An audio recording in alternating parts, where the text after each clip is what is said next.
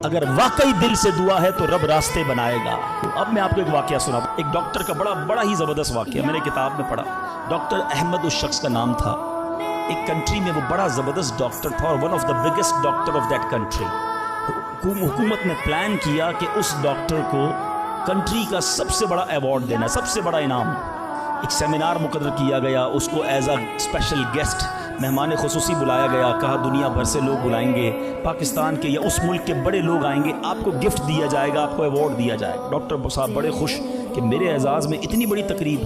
مثال دیتا ہوں، ان کی منڈے کو تقریب تھی، سنڈے کو انہوں نے فلائٹ بک کر لی کیپٹل جانے کے لیے، دارالحکومت میں جانے کے لیے۔ سنڈے کو جب فلائٹ ٹیک آف ہوتی ہے، بڑے خوش ہیں ڈاکٹر صاحب کے لائف ٹائم ایک ایسا ایوارڈ مجھے ملنے والا ہے جو پوری زندگی میں نہیں ملا مجھے۔ فلائٹ ٹیک آف ہوئی اور جہاز جو ہے وہ جیسے ہی ٹیک آف ہوا تھوڑی دیر بعد موسم خراب ہو گیا، جہاز میں بڑے ہچکولے آنے لگے، بڑی گھبراہٹ ان کو ہو گئی، ایسا لگا کہ جہاز کہیں حادثے کا شکار نہ ہو جائے۔ کیپٹن نے اعلان کیا کہ جہاز میں کوئی فنی خرابی ہے، موسم بھی بڑا خراب ہے، ہمیں کسی چھوٹے سے ایئرپورٹ پر جہاز اتارنا پڑے گا۔ اس جہاز کو ایک چھوٹے ایئرپورٹ پر خیریت سے لینڈ کروایا گیا، سب لوگوں نے سکون کا سانس لیا۔ ڈاکٹر صاحب پریشان تھے کہ مجھے آج کسی صورت بھی کیپٹل دارالحکومت پہنچنا ہے، کل ایوارڈ میرے لیے، ساری دنیا آنی ہے اور میں نہیں پہنچ سکا۔ ڈاکٹر صاحب ویٹ کرتے رہے کہ اب کب اڑے گا۔ ایئرپورٹ کے عملے نے کہا کہ حضور آج جہاز نہیں اڑ سکتا، یہ جہاز میں ایسی خرابی ہے، ہمارا ایئرپورٹ بھی بہت چھوٹا ہے، ہمارے یہاں کوئی ٹیکنیکل اسٹاف نہیں ہے، یہ کل ہو سکے گا۔ ڈاکٹر صاحب کہے میں مر جاؤں گا، بہت بڑا پرابلم ہو جائے گا، مجھے کل بہت بڑا ایوارڈ ملنا ہے، مجھے کیپٹل پہنچنا ضروری ہے۔ دیکھیں اگر آپ نے واقعی وہاں پہنچنا ہے نا تو اس کا آسان حل یہ ہے، آپ گاڑی کرائے پہ لیں، جہاں جانا ہے وہ 6-7 گھنٹے کی ڈرائیو ہے، آپ رات تک پہنچ جائیں گے، آپ جہاز کا انتظار نہ کریں۔ ڈاکٹر صاحب کو مشورہ سمجھ آیا، رینٹ کار لی، گاڑی ڈرائیو کرنا شروع کی۔ سارے راستے میں بارش، بجلی چمک رہی ہے، اکیلا ڈرائیور گاڑی چلا رہا ہے ڈاکٹر صاحب۔ اچانک اس کو سمجھ ہی نہیں آئی، راستہ پہلی بار تھا، وہ کسی ان نون راستے پر چڑھ گیا، موٹر وے سے اتر کر کسی چھوٹے راستے پہ چلا گیا۔ چلتے چلتے چلتے بارش زبردست، بھوک زیادہ لگی، ڈاکٹر کو احساس ہو گیا کہ میں غلط راستے پر آ گیا۔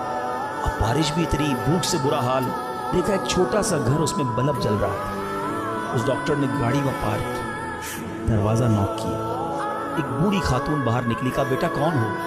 کہا ماں جی راستہ بھول گیا ہوں، بارش بہت ہے۔ کہا بیٹا اندر آ جاؤ۔ اس خاتون نے جو گھر میں کھانا بنا تھا ڈاکٹر کو پیش کیا۔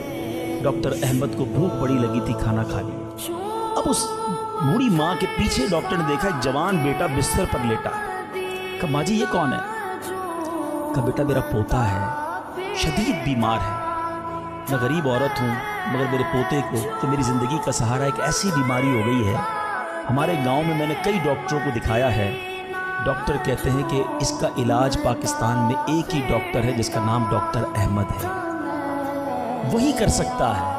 بیٹا ہر نماز کے بعد دعا کرتی ہوں کہ اتنے پیسے جمع ہو جائیں کہ میں اپنے اس معذور بیٹے کو ڈاکٹر احمد کے پاس لے جاؤں، تم مجھے مسافر لگتے ہو، ذرا تم بھی دعا کر دو میرے بیٹے کا علاج ہو جائے۔ ڈاکٹر احمد دسترخوان پر بیٹھ کر رونے لگا، کہتا ہے ماں جی میرے جہاز کا خراب ہونا، چھوٹے ایئرپورٹ پر اترنا، میری گاڑی کا راستہ بھولنا اور آپ ہی کے دروازے پر آ کر کھڑے ہونا، یہ فقط آپ کی دعاؤں کا ثمرہ ہے، میں ہی ڈاکٹر احمد ہوں، آج آپ کے گھر میں آ گیا ہوں، میں آپ کے بیٹے کا علاج کروں گا۔